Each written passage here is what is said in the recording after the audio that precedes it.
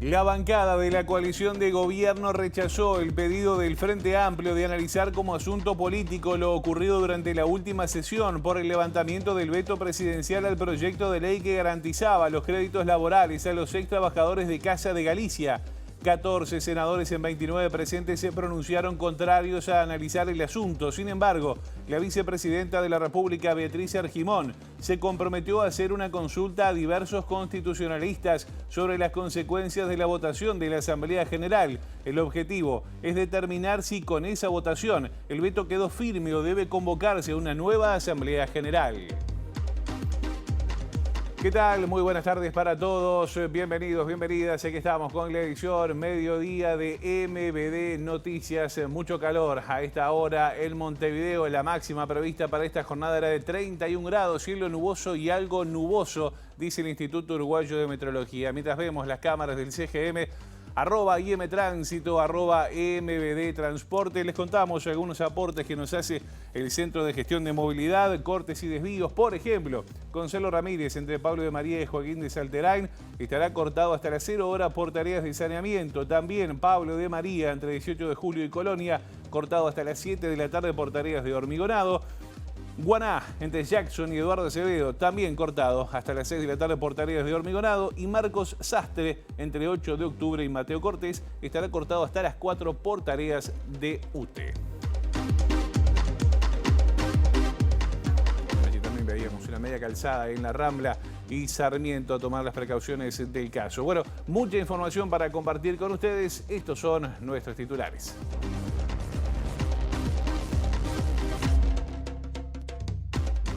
En los primeros 11 meses del año se produjeron 44 muertes en establecimientos penitenciarios, de las cuales 27 fueron muertes violentas. El comisionado parlamentario Juan Miguel Petit alertó sobre el crecimiento del 4% de la población reclusa en los últimos años.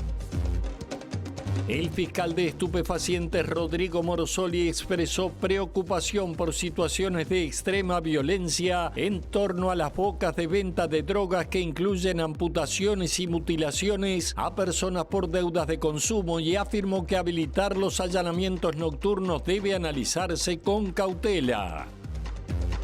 El presidente Luis Lacalle Pou visitará la base antártica José Artigas entre el 18 y el 21 de diciembre, en lo que será el 14º y último viaje del año. Desde el inicio de su gestión, el mandatario realizó 25 viajes oficiales al exterior, siendo Estados Unidos y Argentina sus principales destinos. El canciller Omar Paganini se mostró optimista en el avance de las negociaciones entre el Mercosur y la Unión Europea para cerrar un tratado de libre comercio entre ambos bloques. Según Paganini, que Brasil continúe liderando las negociaciones abre buenas expectativas.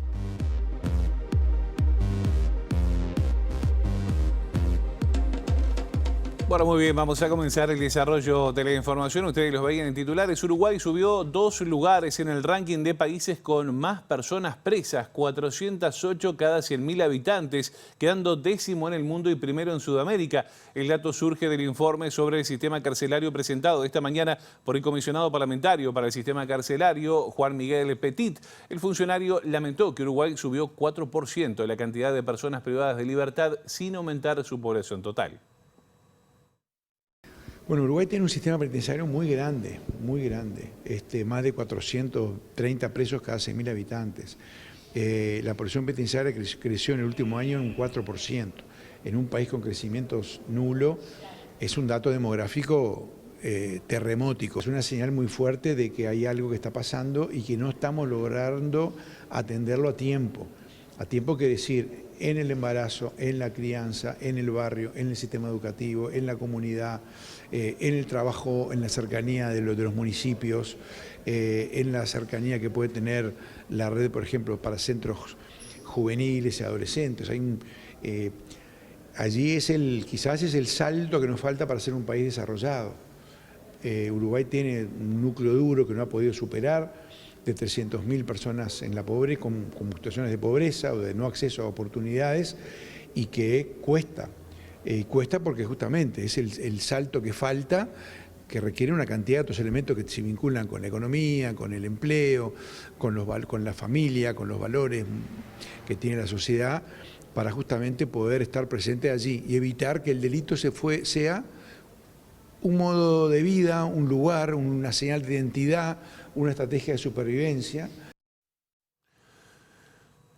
Según el informe presentado por el comisionado carcelario, en los primeros 11 meses de 2023 se produjeron además 44 muertes en las cárceles uruguayas. De estas, 13 fueron homicidios, 10 suicidios, 4 accidentes y otras causas violentas no determinadas, 17 muertes no violentas e indeterminadas. La cifra supera en 2 casos los decesos registrados en el año 2022, cuando fueron 42, con igualdad de homicidios y suicidios.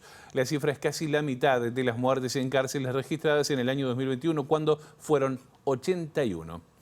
Vamos a otros asuntos ahora. El presidente Luis Lacalle Pou visitará la base antártica José Artigas. Esto será entre el 18 y el 21 de diciembre, en lo que será el 14º y último viaje del mandatario desde que inició su mandato.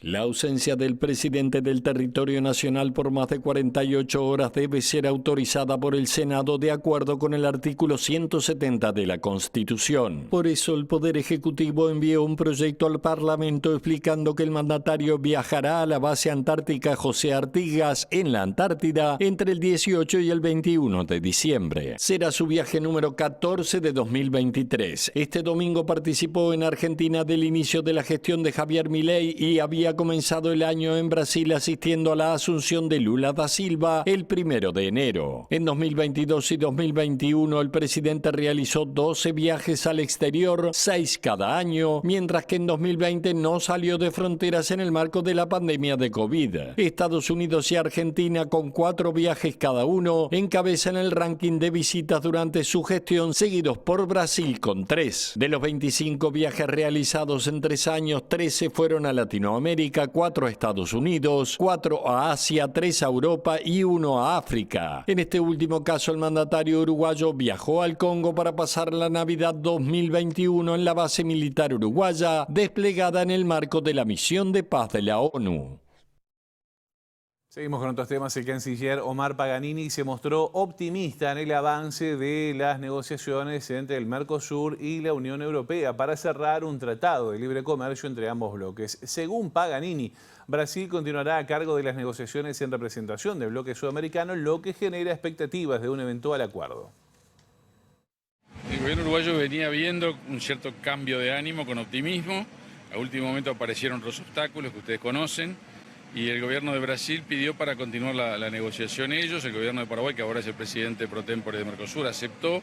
Así que ahora estamos viendo los pasos que se siguen dando, que es auspicioso porque no se cambian los equipos negociadores en la medida que la presidencia pro tempore aceptó que siguiera Brasil con la negociación. Así que tenemos un tiempo para ver si podemos ahora sí sacar las trabas del camino. No son sencillas, ojalá podamos en este verano ver algún avance. ¿Usted ve voluntad de Europa a firmar un acuerdo? De la Comisión Europea sin ninguna duda, pero por supuesto ellos tienen sus dificultades y nosotros tenemos las nuestras. Y en ese sentido el gobierno brasileño está trabajando con fuerza para tratar de resolver los problemas. ¿Sería un acuerdo parcial, un acuerdo total? ¿Cómo sería ese acuerdo? No, es el acuerdo de la Unión Europea-Mercosur original, con las adendas que se han ido incorporando y con los ajustes que haya que hacer en este tiempo para poder avanzar. ¿La pelota la tiene Brasil entonces? Bueno, los que venían manejando la negociación en ellos, con el aporte de los negociadores uruguayos y los negociadores paraguayos y argentinos, y eso va a seguir en esa misma dinámica. Muy bien, vamos a salir ahora de los estudios de TV Ciudad al encuentro de uno de nuestros móviles a cargo de Eduardo Delgado. ¿Qué tal, Eduardo? Buen mediodía. Buen mediodía, Josema. Estoy con gente de la Unión de Trabajadores y Trabajadoras del Ministerio de Desarrollo Social, que desde las 13 horas están en paro y que en minutos comienzan una asamblea. Tema central de la reunión, la regularización de decenas de contratos de trabajadores del Ministerio de Desarrollo Social, que sostienen que muchos de ellos implican una reducción de hasta el 30% de sus salarios. Y por eso estoy con Ana Castelucho, justamente integrante de UNMIDES, para profundizar un poco en esta situación. ¿Qué es lo que está ocurriendo con esta regularización, Ana? Bueno, contamos. En el MIDES un 44% de la plantilla tiene contratos precarios, o sea, contratos a término. En este sentido, en la rendición de cuentas de este año aprobó por unanimidad de todos los partidos un artículo que permite la regularización y el pasaje a la función pública propiamente dicha de todas estas personas, que son cerca de 700 en el Ministerio. El problema es la forma en que el Ministerio elige para llevar a cabo esta regularización. La forma en la que elige es aumentando la carga horaria de las personas, pero pidiéndoles que ese aumento sea gratis. O sea, el Ministerio no está dispuesto a pagar el aumento de esa carga horaria. Básicamente, la mayoría de estas personas, que son 370 personas, estarían pasando de 30 horas a 40 horas, pero sin cobrar absolutamente nada. Esto quiere decir una rebaja del salario por hora de cerca del 30%. Es muy grave la situación. ¿Y qué respuesta han tenido tanto del Ministerio de Desarrollo Social como del Ministerio de Trabajo? Bueno, en este caso nosotros estamos convocando a esta asamblea de urgencia porque la administración ayer nos dijo en reunión bipartita que en realidad no encontró una solución y que por lo tanto las personas ingresarían a trabajar de esta forma. Esto nos preocupa tremendamente porque sabemos que está en las manos del ministro firmar un acuerdo y solucionar este problema. El ministro está decidiendo no hacerlo y causar esta situación en la que nos encontramos actualmente, que es realmente crítica. ¿Y qué respuesta han tenido el Ministerio en cuanto a cómo argumentar trabajar más horas por menor salario? El Ministerio lo que argumenta es que no entiende que esto sea una regularización. Entiende que son vínculos nuevos y por lo tanto podrían entrar con nuevos criterios y nuevas condiciones laborales. Desde el sindicato estamos absolutamente en desacuerdo con esto, porque para algo hay un artículo que reconoce el derecho a personas que lo deberían haber tenido desde el principio de sus vínculos laborales, no lo tuvieron, y el Parlamento, por unanimidad, reconoce que esto fue un problema y lo subsana. Por lo tanto, nosotros no estamos de acuerdo con que el reconocimiento de un derecho signifique la vulneración de otro, que es el salario. Ana, muchas gracias, muy amable. Muchas gracias a ustedes. Como decíamos, Josema, reunión de UNMIDES, Ana Castelluccio, justamente dirigente de este sindicato, preocupación en los trabajadores y trabajadoras del Ministerio de Desarrollo Social por esta situación.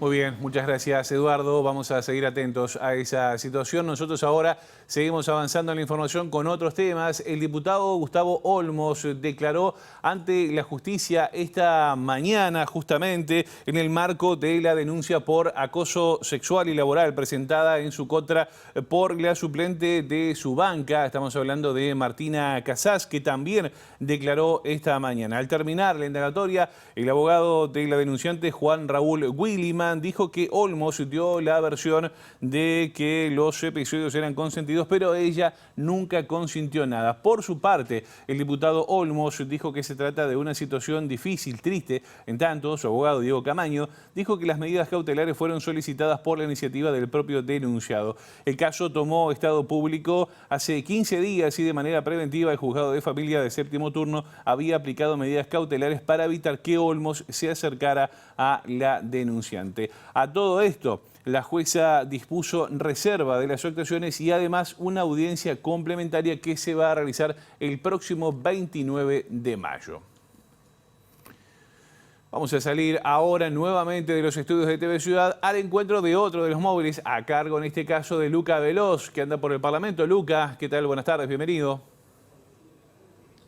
Buenas tardes, José María. A esta hora el Senado trata la ley para habilitar la faena artesanal predial. Quiere decir que aquellos predios habilitados por el Ministerio de Ganadería, Agricultura y Pesca, pequeños productores puedan faenar y comercializar corderos, también lechones y conejos. Esas carnes estarían habilitadas entonces para la venta justo en una época muy sensible para esto, que son las fiestas. Después de un cuarto intermedio se sigue este tratamiento. Desde la oposición, el Frente Amplio señala y sostiene que se debe recibir a algunos interesados, por ejemplo, los carniceros que van a ser perjudicados por esta medida. En la mañana el Senado estuvo enfrascado en una discusión porque la bancada del Frente Amplio precisamente presentó una posición de tratamiento, una moción de tratamiento como asunto político al cierre de la sesión de Casa de Galicia pasado. Con 14 votos en 29 se votó en negativo esta posibilidad de tratamiento con asunto político al desarrollo de la sesión y sobre todo el comportamiento de la presidenta interina de la Asamblea General. Estamos hablando de la senadora Graciela Bianchi. De todas maneras, la presidenta del Senado, Beatriz Argimón, solicitó y fue votado por todos la posibilidad de un asesoramiento de la Cátedra de Constitucionalistas de la UDELAR sobre los artículos 138 y 139 de la Constitución de la República y el tratamiento que tuvo en Cámara, en la Asamblea General, esta posibilidad de veto del presidente. El senador Daniel Cayani decía esto al respecto. La Asamblea General y sobre todo las cámaras funcionan con reuniones interpartidarias que van los coordinadores de cada uno de los partidos políticos. En el caso de nuestra coordinadora es la senadora Amanda de la Ventura.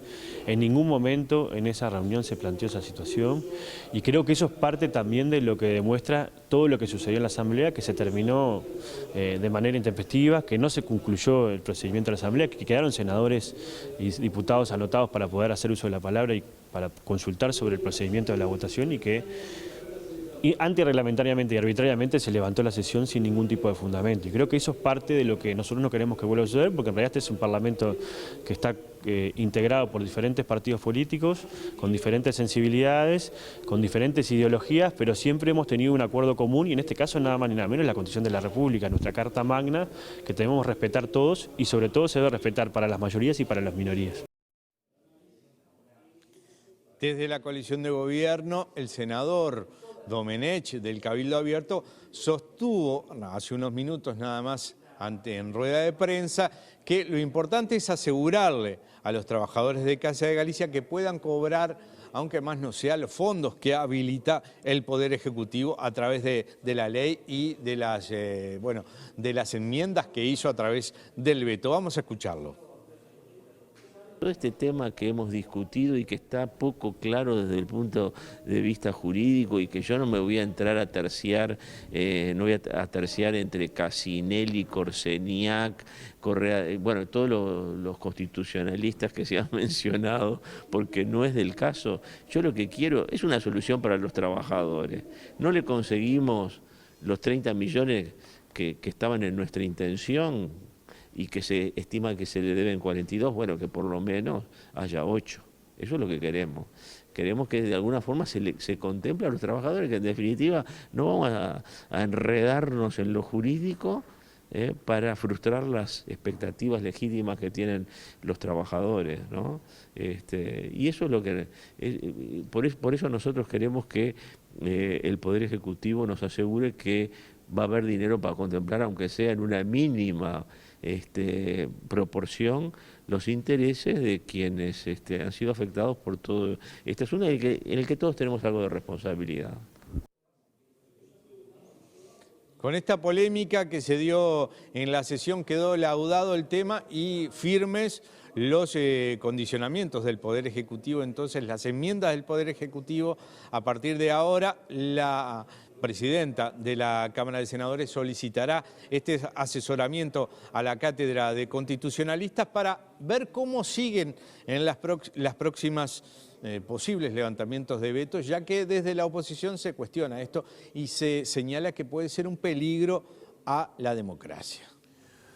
Muy bien, muchas gracias Luca por tu informe allí desde el Parlamento. Nosotros ahora les contamos que el fiscal Rodrigo Morosoli dijo esta mañana en la primera edición de MBD Noticias que existe gran preocupación por las situaciones que se producen en materia de violencia, que se producen en torno a la venta de estupefacientes en los barrios. Según Morosoli, desde hace 3 o 4 años comenzaron a verse casos de mutilaciones por deudas de consumo. Hay un montón de delitos que están conexos al microtráfico, sobre todo delitos contra la propiedad en cuanto a los consumidores que carecen de recursos y son consumidores problemáticos y se dedican a pequeños delitos contra la propiedad para solventar su consumo, delitos que generalmente sufren los propios vecinos. Después tenemos otro gran problema que ha ido escalando en cuanto a la integridad física de los consumidores problemáticos que adeudan dinero a las bocas, a los dueños de las bocas, y se generan represalias no solo desde las amenazas, sino directamente de la violencia física. Hemos visto amputaciones, lesiones ya bastante más embromadas que generan, por un lado, obviamente la pérdida de un miembro, de un dedo, una oreja, el amedrentamiento, el sometimiento absoluto hacia la gente que trabaja en esa boca. Eso ya es más complicado y requiere un abordaje más profundo con la unidad de víctimas y testigos. Consultado por la propuesta de habilitar los allanamientos nocturnos, Morosoli dijo que antes de tomar alguna determinación se debe dar un debate en profundidad, ya que una medida como esta puede tener varias consecuencias. Hacer un allanamiento no es fácil, no es sencillo, siempre hay riesgos, siempre hay imponderables. Está en juego no solo la seguridad de las personas que están en esa finca, vecinos, transeúntes, niños, niñas y adolescentes que puedan estar en esa casa o en los aledaños, sino también a los funcionarios policiales. O sea, ya todo allanamiento conlleva una carga de violencia institucionalizada, pero es violencia al fin, habilitada por un juez, pero violencia al fin, y lleva un riesgo para los que lo sufren, para los que transitan por la zona y para los que lo generan. Tema complejo. En otro orden, el fiscal Rodrigo Morosoli se refirió a la entrevista realizada por el programa Santo y Seña de Canal 4 al narcotraficante uruguayo Sebastián Marcet. En ese sentido, si bien no opinó del procedimiento a nivel periodístico, dijo que no es bueno romantizar a figuras que cometen ilícitos, ya que personas vulnerables pueden tomarlos como un ejemplo a seguir. Es importante tener en cuenta que nosotros trabajamos con población muy vulnerable, con población joven generalmente, de sexo masculino generalmente, pero población joven y vulnerable que necesita determinados roles o factores inspiracionales que no sean los vinculados al negocio ilícito. Uno puede verse seducido por una persona joven, exitosa económicamente hablando, que sin embargo está escondida, sola, con su familia a cuestas, sin ningún tipo de vida posible en cuanto a amistades, esparcimiento y demás. Y cuando uno aborda ese tipo de personajes, tiene que ser muy cuidadoso para no generar una romantización o una imagen de antihéroe o de héroe directamente que pueda ser emulado por personas jóvenes que no tienen otros recursos económicos suficientes como para salir al mercado laboral y que terminan siendo captados por las organizaciones ilegales. Y eso es un trabajo educativo que no lo hace la Fiscalía, puede colaborar, pero no lo hace, es parte del trabajo de toda la ciudadanía, del sistema educativo y la sociedad en su conjunto. O sea, romantizar a esas personas y generarlas como roles de conducta no es bueno.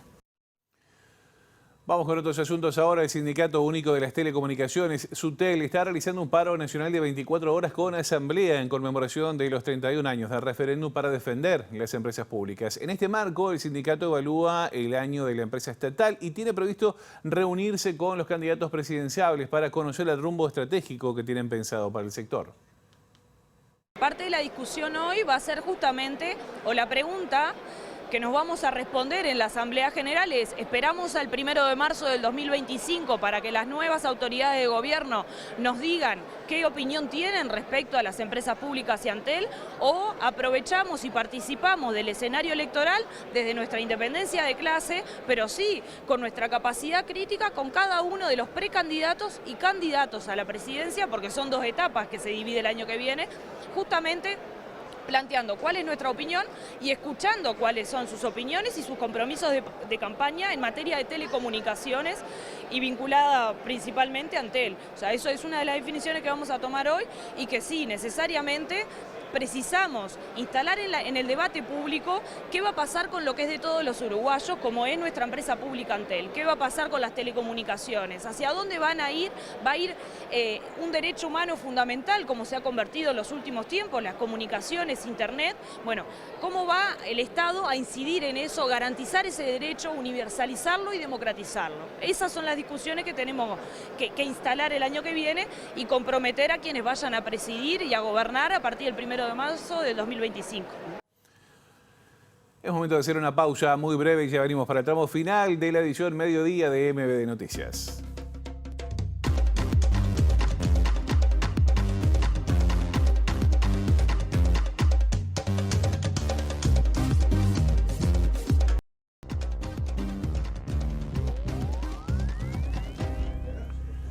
Segundo bloque de MBD Noticias, seguimos avanzando en la información. Les contamos que por motivos formales y sin ingresar a los argumentos, el Tribunal de lo Contencioso Administrativo rechazó por unanimidad el recurso presentado por la Sociedad Uruguaya de Tabacología contra el decreto del Poder Ejecutivo que habilitaba los productos de tabaco calentado, también definidos como vapeadores. Desde la sociedad recordaron que estos productos están prohibidos en el país y preocupa que se habilite su ingreso.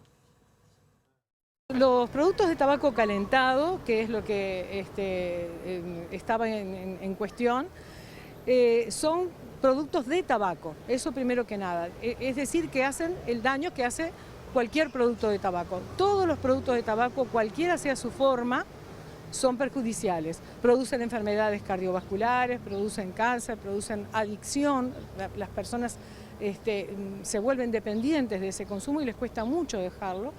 Y este es un producto de tabaco como todos los demás, que tiene una forma novedosa, porque vienen presentados en un formato de dispositivo electrónico, lo cual los hace muy atractivos especialmente para los jóvenes, pero no quiere decir que no sean perjudiciales y que no produzcan daño como produce cualquier tabaco. No hay un tabaco mejor que otro, esa es otra cosa que hay que aclarar. No existen tabacos de mejor o peor calidad.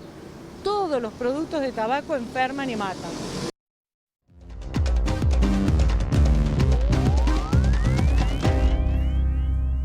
Desde fuera de fronteras destacamos que el expresidente argentino Mauricio Macri desestimó la idea de aplicar una dolarización en el país y abogó por una moneda común para los estados que integran el Mercosur.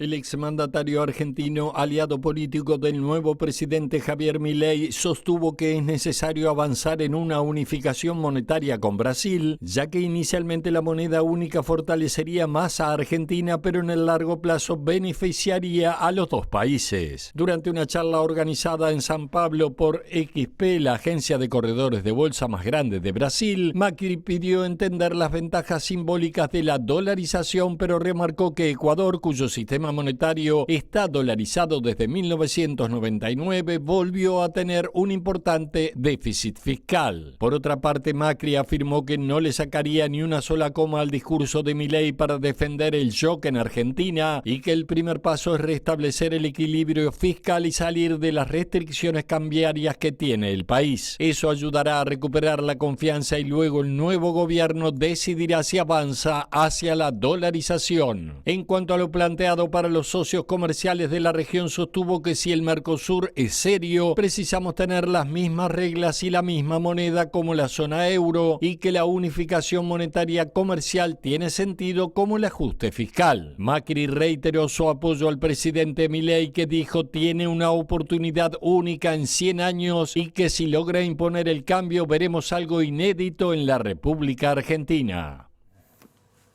Señoras y señores, nosotros hasta acá llegamos con la edición Mediodía de MBD Noticias. La información vuelve a la hora 19 en la pantalla de TV Ciudad. Nosotros mañana tempranito a las 8 de la mañana con la primera edición. Que pasen bien.